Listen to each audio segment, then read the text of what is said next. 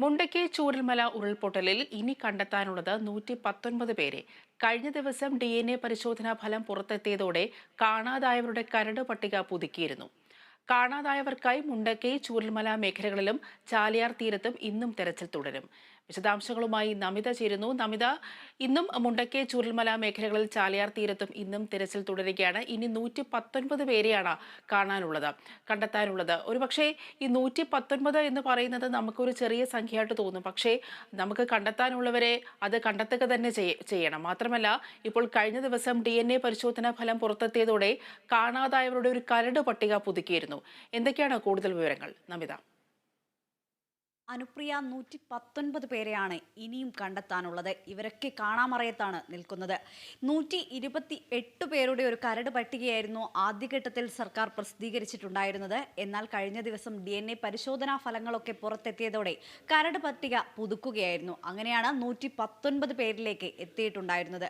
ഈ ഒരു ഉരുൾപൊട്ടൽ നടന്ന സ്ഥലത്ത് മുണ്ടക്കയിലും അതുപോലെ തന്നെ ചൂരൽമലയിലും ശരീരഭാഗങ്ങളൊക്കെ ലഭിച്ച ചാലിയാറിലൊക്കെ ഇന്നും തെരച്ചിൽ നടത്തുന്നുണ്ട്.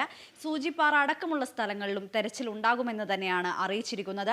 അതേസമയം തന്നെ ഈ തെരച്ചിൽ നടത്തുന്നത് വനമേഖലകളിൽ നിന്നടക്കം ശരീരഭാഗങ്ങൾ കണ്ടെത്തുന്ന ഒരു സ്ഥിതി ഉണ്ടായിരുന്നു.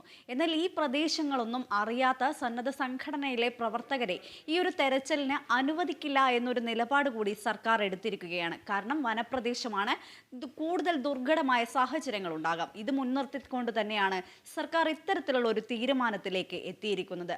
ഈ വനപ്രദേശങ്ങൾ അറിയാത്തവർക്ക് ഇത്തരത്തിലുള്ള തെരച്ചിൽ നടത്തുവാനുള്ള ഒരു അനുമതി സർക്കാർ ഇപ്പോൾ അനുവദിക്കുന്നില്ല എന്ന് തന്നെയാണ് അറിയാൻ സാധിക്കുന്നത്.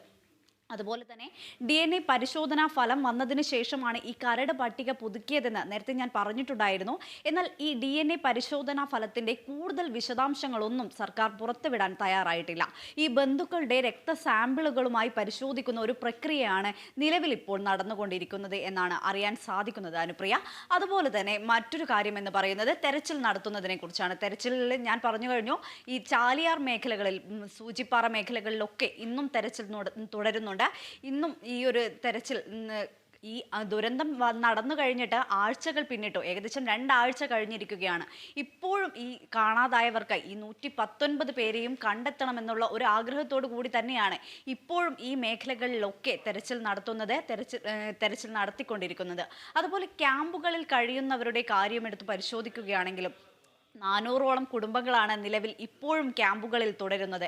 ഈ 400 കുടുംബങ്ങളുടെയും പുനരധിവാസം എത്രയും പെട്ടെന്ന് തന്നെ ഉണ്ടാകുമെന്ന് തന്നെയാണ് സർക്കാർ അറിയിച്ചിരിക്കുന്നത്. ഈ 400ഓളം കുടുംബങ്ങളെയും ഏകദേശം ചൊവ്വാഴ്ചയോടുകൂടി തന്നെ ക്യാമ്പുകളിൽ നിന്നും മാറ്റി പാർപ്പിക്കാൻ സാധിക്കുമെന്ന് തന്നെയാണ് പ്രതീക്ഷിക്കുന്നത്.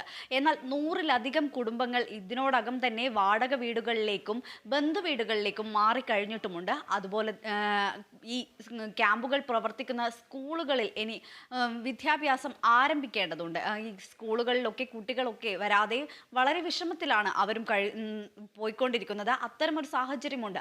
അതുകൊണ്ട് തന്നെ സ്കൂളിൽ ഇനി വിദ്യാഭ്യാസം പുനരാരംഭിക്കേണ്ടതുണ്ട്.